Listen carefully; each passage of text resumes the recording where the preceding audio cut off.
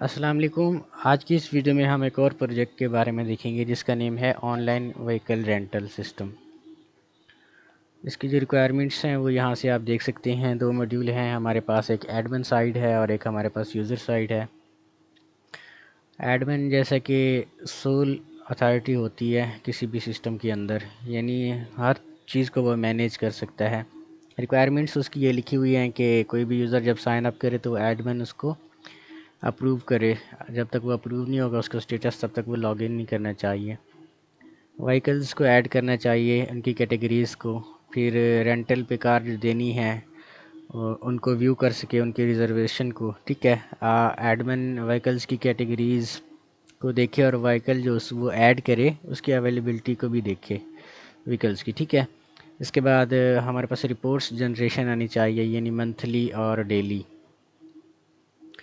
इसके बाद admin should be able to add, remove, update, view employees यहाँ पे वैसे ही इन्होंने दिखा दिया है, लेकिन एम्प्लॉयज़ आई थिंक कि हमारे सिस्टम में बनते नहीं हैं। ठीक है जी। यूज़र साइट हमारे पास है, यूज़र के लिए साइन अप और साइन इन पेज हमारे पास है। सर्च कर सकता है वो व्हीकल्स को। ठीक है, उनकी अवेलेबिलिटी को देख सकता है। User should also be able to select vehicles and view its details including photos, specification and rental rates। User इसके बाद रिजर्वेशन में जाता है तो बुक कर सकता है किसी भी व्हीकल को।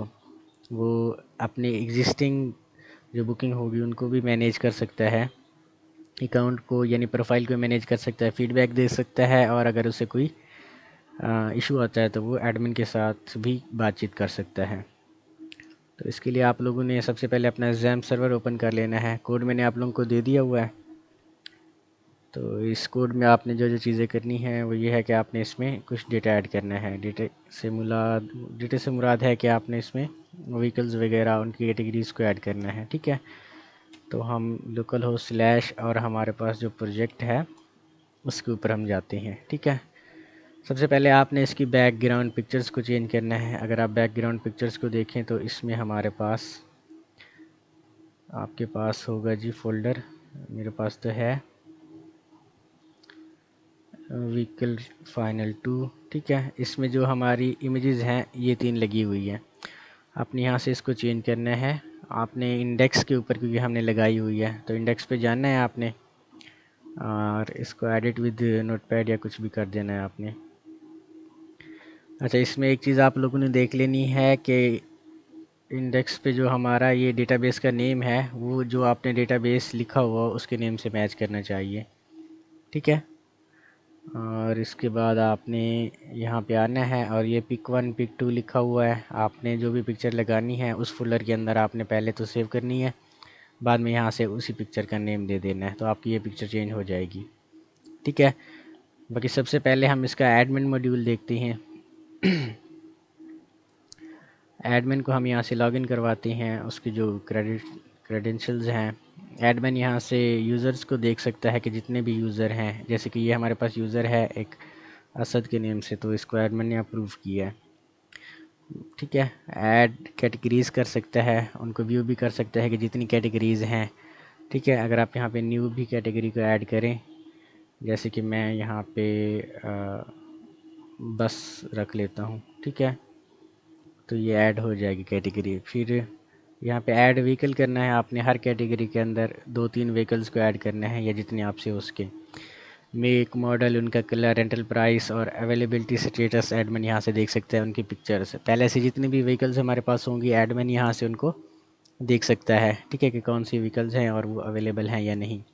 यहाँ पे हमने एक सिस्टम रखा हुआ है कि हमारे पास अगर कोई व्हीकल अवेलेबल नहीं है तो यूज़र उसको बुक नहीं कर सकता। अगर फ़र्ज़ करें यहाँ से मैं वही प्रोजेक्ट यहाँ से ओपन करता हूँ। ठीक है, एज ए यूज़र यहाँ से मैं लॉगिन करता हूँ जब, तो ये हमारा यूज़र है और ये लॉगिन, क्योंकि वो अवेलेबल नहीं थी इसलिए इसका जो बुकिंग ऑप्शन है वो यहाँ पे डिसेबल है। ठीक है, लेकिन जैसे ही हम इसको इनेबल करेंगे यानी अवेलेबल करेंगे, ये हमारे पास अवेलेबल हो गया। और ये अपडेट पे क्लिक करते हैं, फिर हम इस पेज को रिफ़्रेश करेंगे तो ये बुकिंग का ऑप्शन हमारे पास आ जाएगा। ठीक है, तो बाकी इसमें बुकिंग्स को देख सकता है।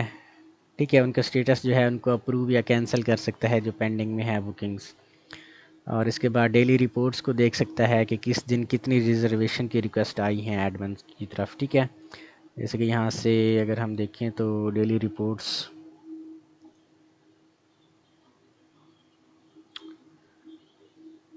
यहाँ पे हमारे पास ये थोड़ा सा स्लो हो के आ रहा है इधर।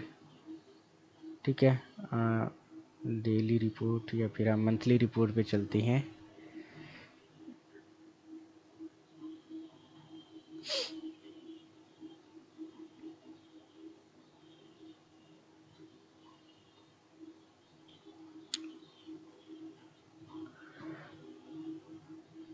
इन दोनों पेजेस पे हमारे पास इसका जो स्टेटस है हमें इनका चेक करना पड़ेगा कि यहाँ से क्यों आ रहा है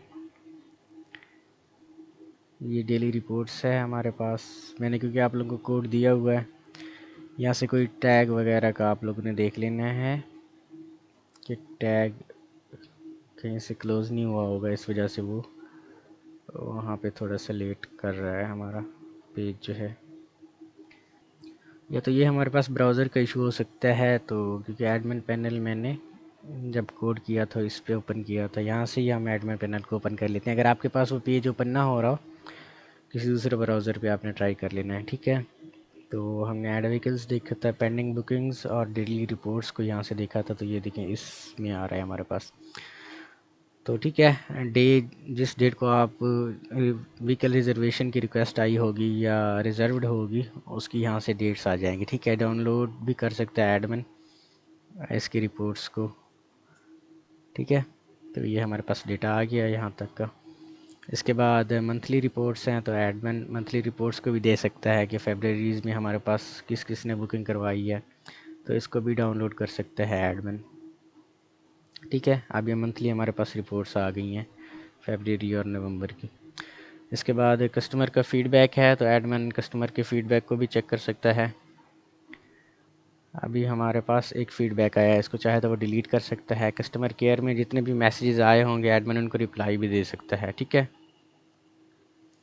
तो सेंड रिप्लाई पे क्लिक करेंगे तो वो चला जाएगा मैसेज। अब यहाँ से हम यूज़र को इस पेज पे लॉगिन करते हैं। ठीक है जी, तो बिल्कुल सिंपल सा प्रोजेक्ट है। यहाँ पे आपने जस्ट बुकिंग करवानी है, फीडबैक देना है और कुछ नहीं करना। ठीक है, तो ये हमारे पास 1 2 3 और ये लॉगिन। हम देखते हैं कि यहाँ पे हमारा जो मेल है वो कौन सा है, तो ये nasir.yt.827।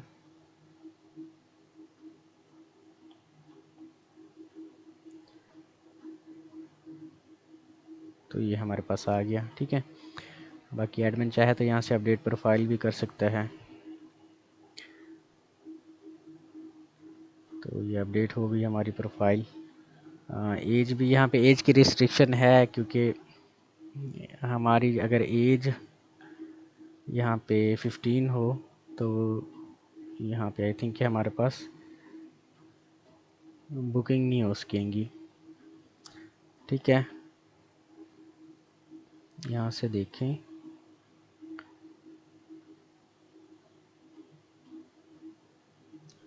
ठीक है, तो ये हमारे पास बुकिंग नहीं आएगी, यहाँ पे हमारा एरर आ जाएगा।